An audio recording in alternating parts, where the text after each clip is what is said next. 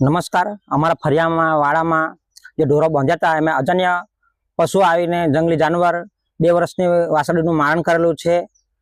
તો તંત્રને જાણ કરીએ છીએ કે વહેલી તકે એમનું નિરાકરણ લાવે, કારણ કે આ રહેણાંક વિસ્તાર છે, આજુબાજુ મકાનો છે, નાના છોકરા રમતા ફરે છે, તો કંઈ પણ હુમલો થાય તો ભવિષ્યમાં કંઈ મોટું જાનહાનિ ના થાય એના માટે જાણ કરીએ છીએ।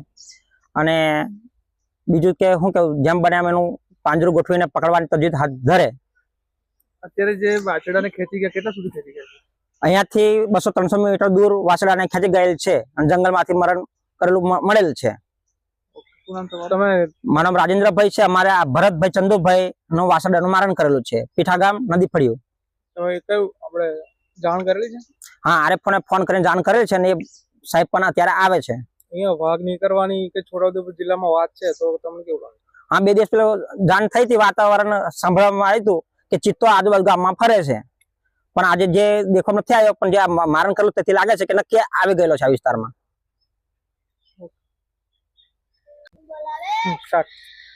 છોટાઉદેપુર તાલુકો એટલે જિલ્લો તાલુકો બોડેલી, ગામ પીઠા।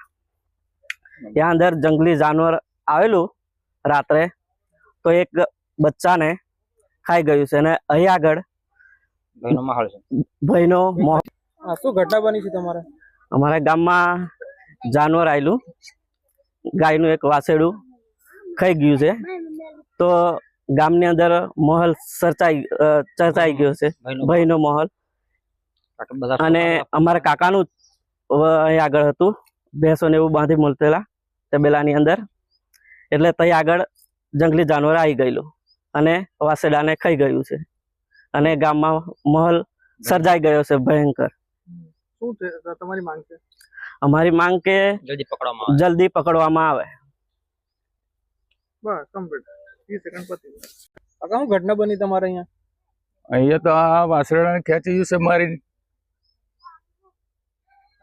કયા ગામમાં ઘટના બની છે? કયું પરિવાર કે તમારું? પીઠા નદી ફળિયું।